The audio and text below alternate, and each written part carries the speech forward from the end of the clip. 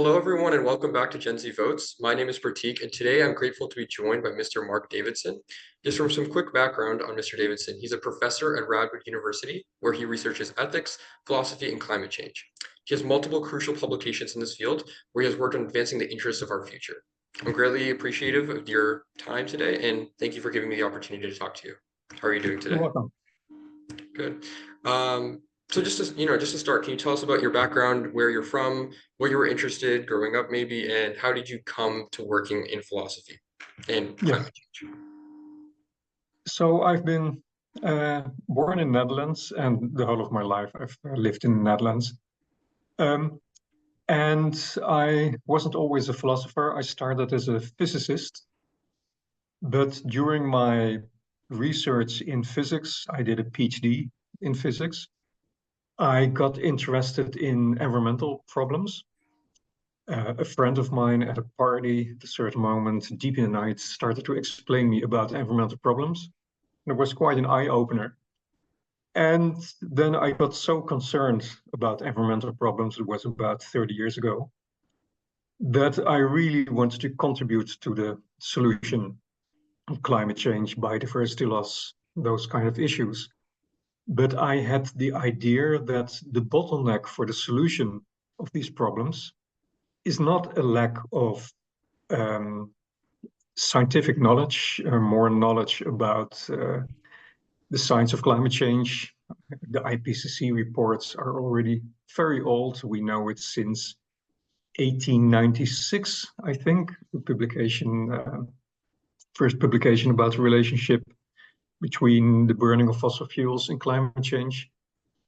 So I didn't had the idea that I could add that there was a bottleneck in knowledge in the area of physics. And I also didn't have the idea that there was a bottleneck in the area of technology. We have solar cells, we have other technologies. So I really had the idea that the only relevant question is why don't we act? We have the knowledge, we have the means, but still we don't change our course. So that's when I started to study environmental philosophy. And since then, I've been working in that field. Great, yeah. So a recent paper I read by you was titled Individual Responsibility to Reduce Greenhouse Gas Emissions from a Kantian deontological perspective. So the first, question I have about that is how do you decide when and then how to specifically research on, let's say, a specific type of philosophy and a specific way you want to interact and, talk about the environment?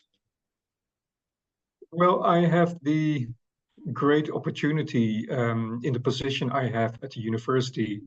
Let's say that half of my time I teach students, and the other half of the time I can do research. And in that research, I'm quite free to choose my own topics. So I read books and articles, and when I have the idea that there is some kind of knowledge gap or that I disagree with opinions expressed in articles, then that is the source of my own research. So the specific article that you mentioned, um, well, I read various articles and book chapters on what our individual responsibility is to act given environmental problems. So many environmental problems are collective action problems, meaning that the solution requires all our involvement. It's not like stealing a bike or something, then it's very clear. It doesn't matter what other people do. Stealing a bike is simply wrong. But that's not the same with climate change, because if I'm the only one on this planet who emits, there's no harm whatsoever. It's a collective problem.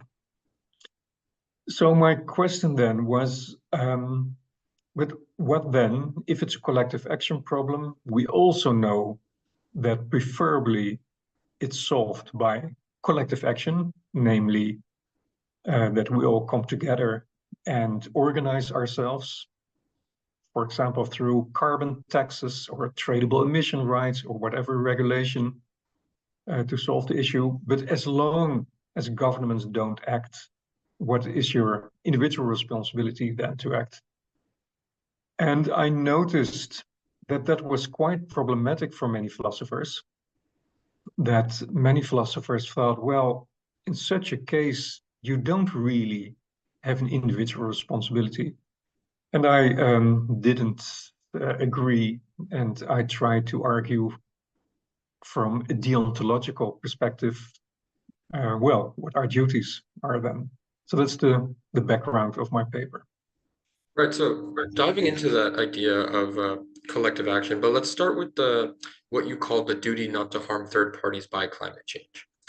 Yeah. So, how can we justify climate change being a moral wrong in the sense, or a duty we need to prevent ourselves from indulging in a strictly deontological sense, absent using some form of, cost-benefit analysis, some form of consequentialism to justify that? And if the answer is that, we can't, in a sense, is that relevant? And is that a problematic position to be in as a Kantian? Um, well, it's difficult to argue. Um, so I make a distinction between deontological reasoning and consequentialistic reasoning. So a consequentialist will argue, well, what are the direct consequences of my acts?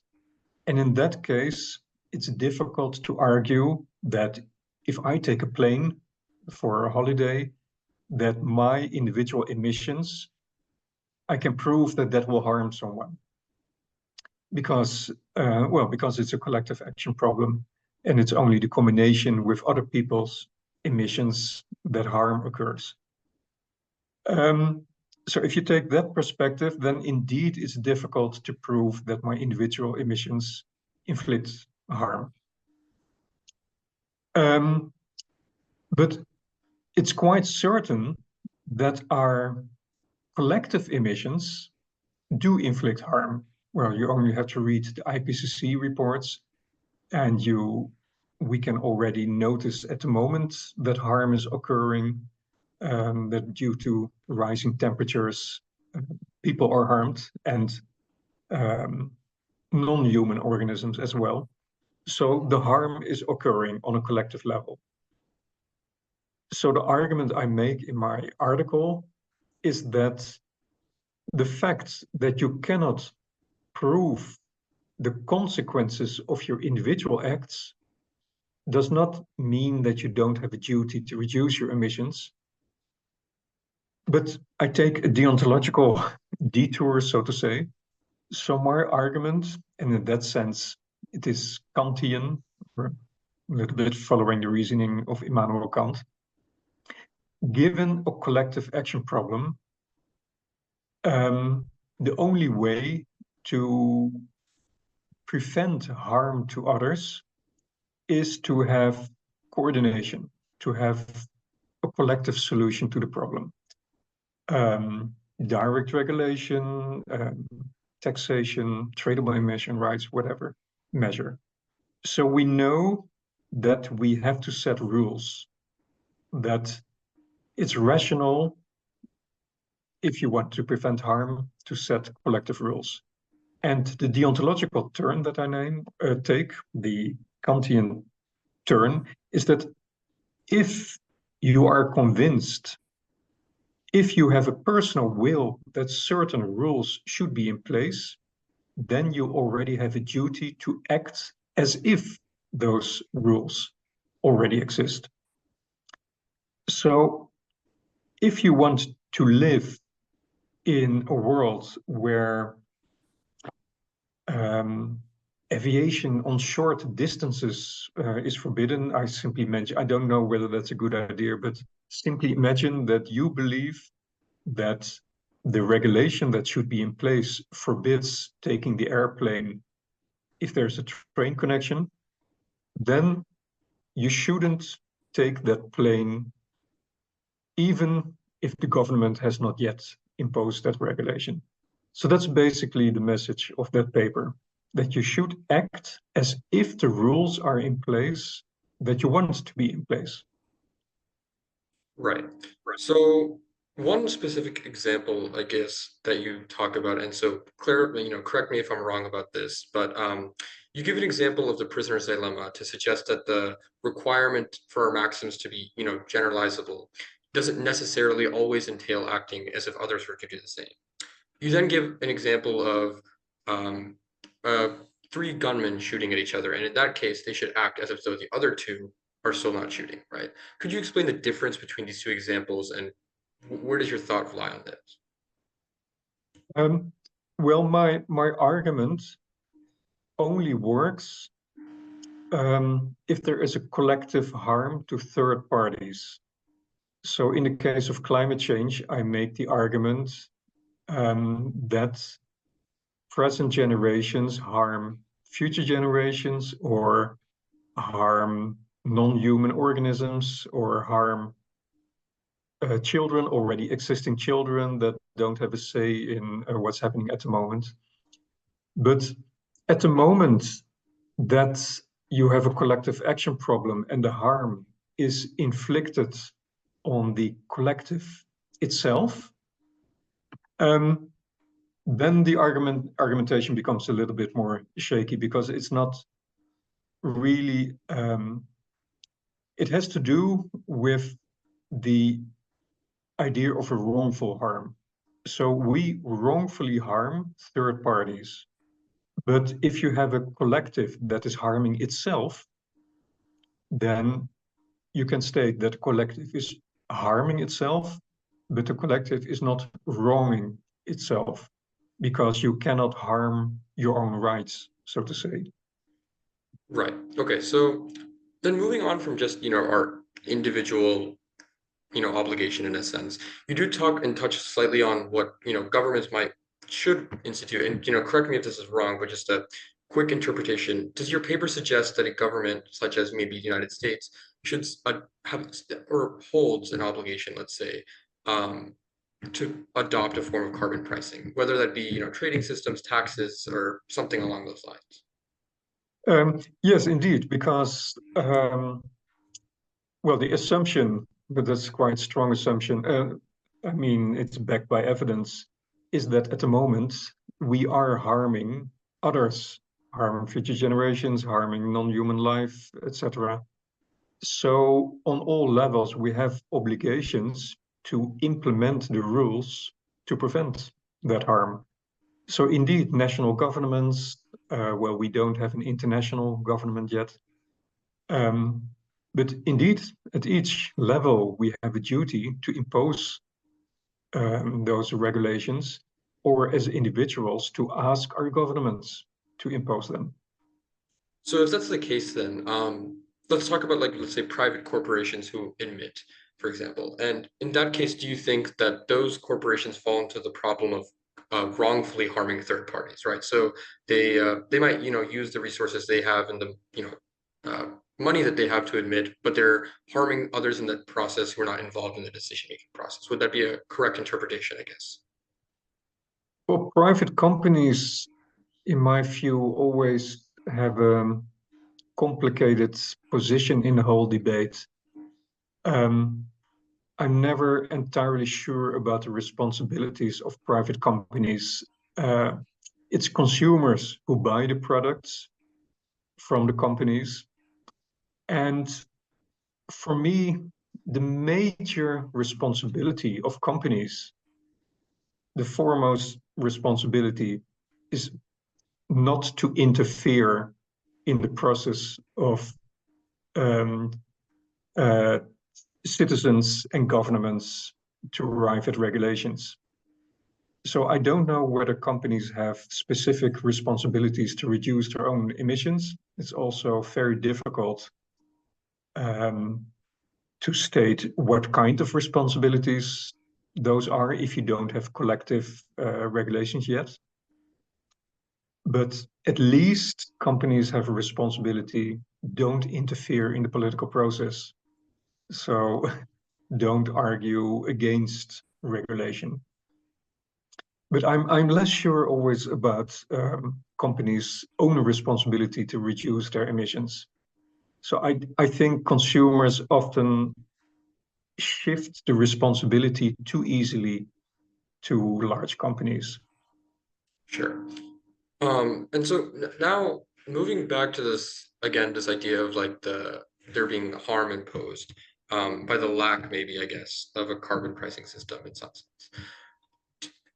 We talked about how you do derive this obligation in a sense from a deontological perspective that doesn't require calculating whether or not the system would be good. But in a sense, how would you respond, I guess, to a utilitarian who may argue that, say, a world in which the United States does adopt a carbon pricing system may shift where companies just emit from, causing more emissions in maybe other places physically, geographically, or maybe just, other avenues to causing emissions. Would you say that we still maintain the same obligation with the same amount of strength and everything such like that? Or do you think that changes in any way?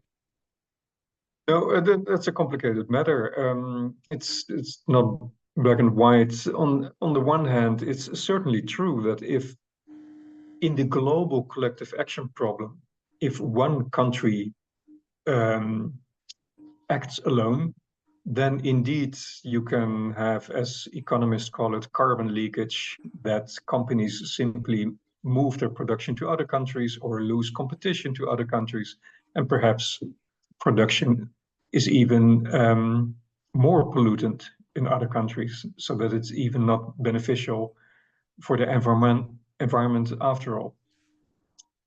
But it's more complicated than that. So that indeed reduces the responsibility to act alone.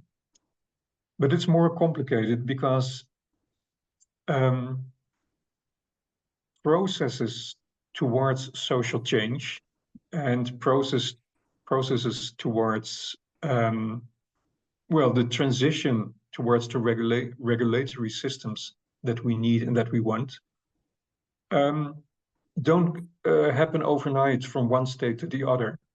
So the problem is you need first movers, so to say. You need individuals, but also individual countries to act already within certain range. You cannot do too much. But countries have to start to give an example to other countries that it's a feasible road. And I think the European Union gives a clear example of this. Well, it's not a game, but this game between trying to lead, but not going too fast that the economic impacts are too large.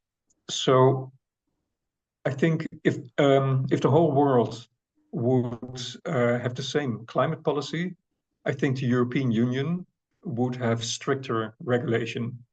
But because they're knowing they're losing too much uh, uh, competitive power, then the goals that the European Union sets itself are still a little bit restricted. That was also clearly expressed before the Paris Agreement, where, if I remember correctly, European Union stated, well, if we act alone, we will reduce 30%. I think it's 30%. But if other countries follow, then we will do 40%. And then United States and China made an agreement, Obama, and we had the Paris Agreement, and then Europe said, well, now we're confident enough to reduce our emissions by 40%. So it's also, if you take a more utilitarian perspective of really having an impact, you have to balance leading, so giving an example to other countries. Look, we still have a very successful economy, even if we try to reduce our carbon emissions. But well, you cannot walk too far ahead of the others. Right. So then, and this might be a little bit convoluted, so I'm just trying to make sure this question gets conveyed in the way that makes the most sense. But I guess, can emitting, in your view, from a deontological perspective, ever be morally permissible if it is the case that even under a form, let's say, of like a carbon pricing system, you're held responsible for the emissions that you desire to produce, but those emissions still technically do harm third parties who are not involved in that process. Do you, to you, in your view, is it then morally permissible given that fact, or dispute or disagree with that proposition? Oh, it's a difficult one. Um, so it's impossible to reduce all emissions to zero overnight. So the right approach will reduce emissions, global emissions, but it will not go to zero next year.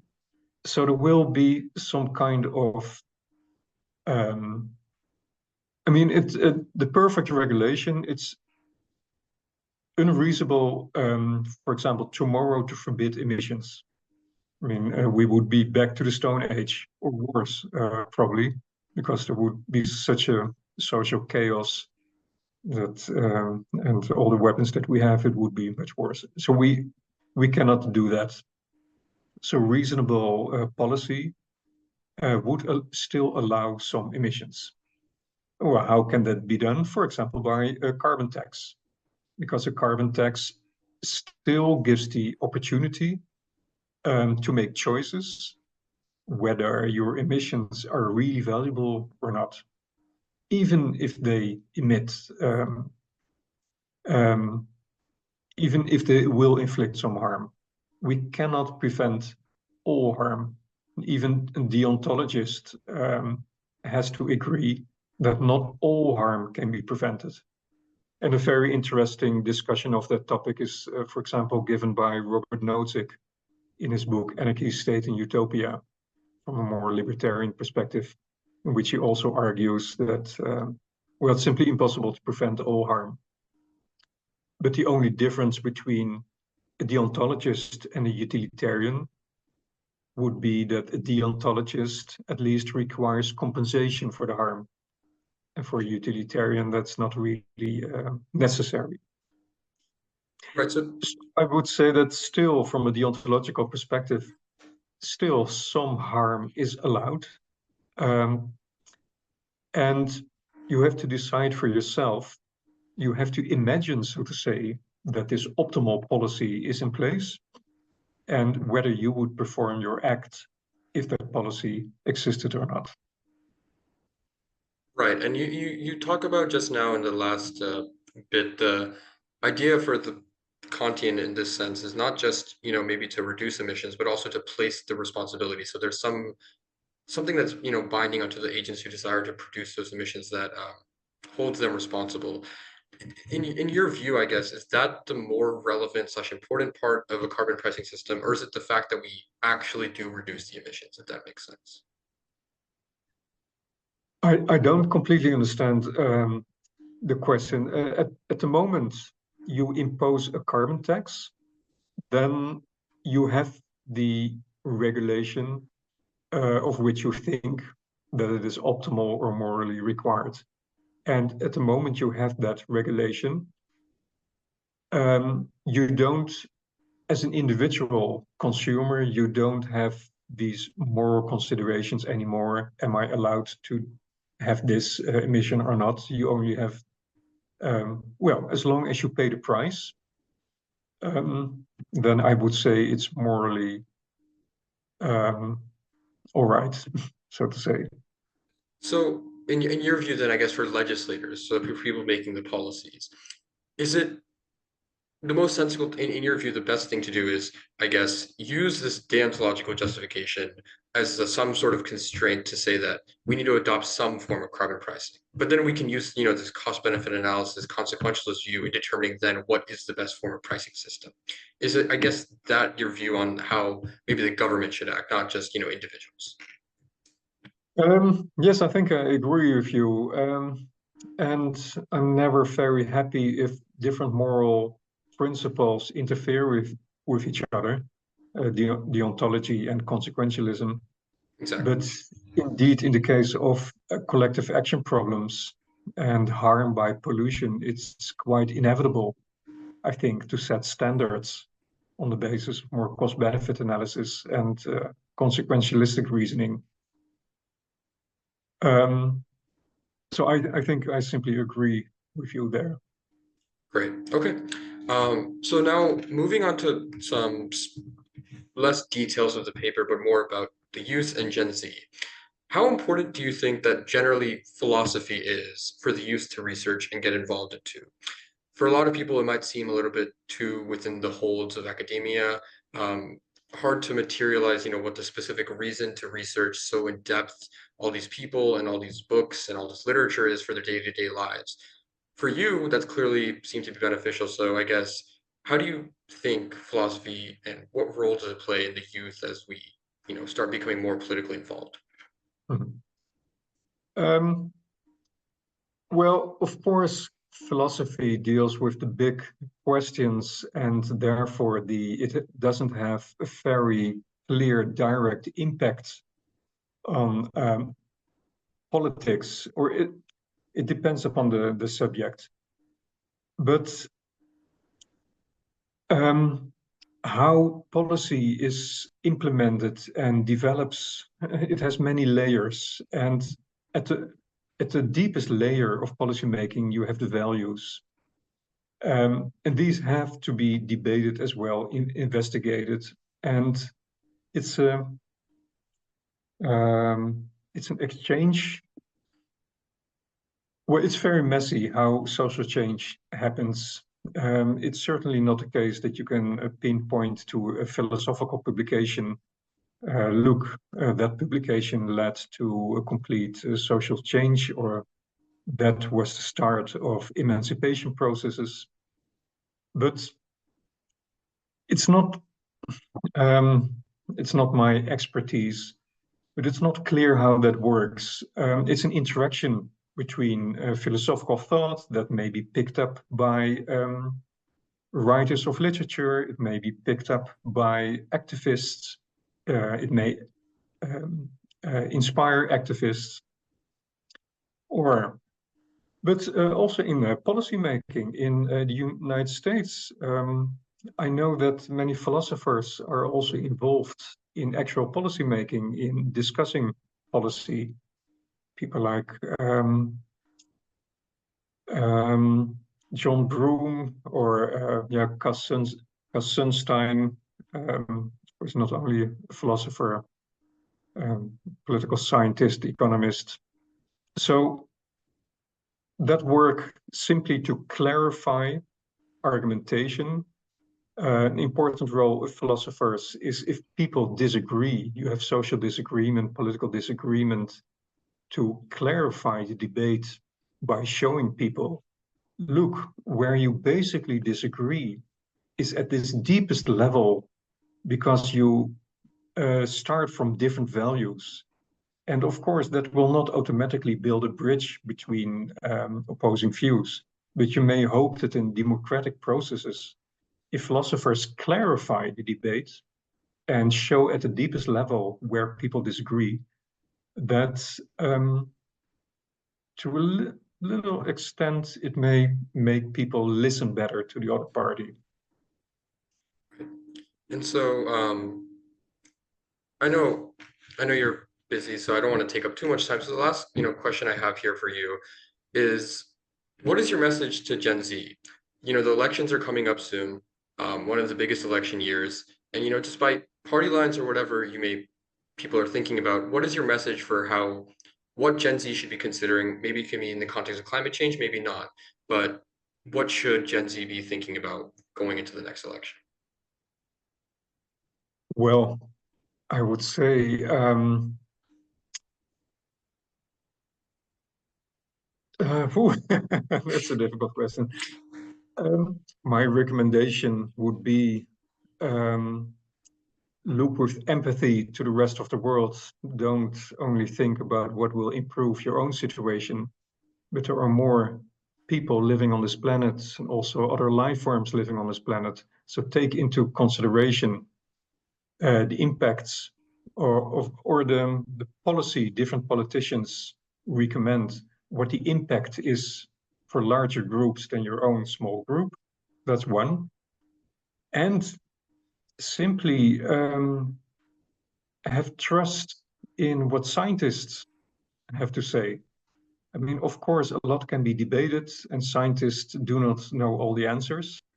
But That's probably one of the most important messages. Have trust in certain procedures that are followed by academia and scientists in the way that knowledge is produced. Not all routes to knowledge are equally valid. The whole system, how science works with producing knowledge, is simply more to be trusted. So trust the IPCC, so to say. Trust other organizations on which to base your policymaking, and take that into consideration when choosing between parties, politicians. Great. Thank you so much for the advice. And also, thank you so much for having this discussion with me today and giving me your time. I really enjoyed talking about the details of your paper and just getting advice from you. The same, thank you very much for the invitation. Thank you so much. I hope that, I can talk to you again more in the future. Certainly.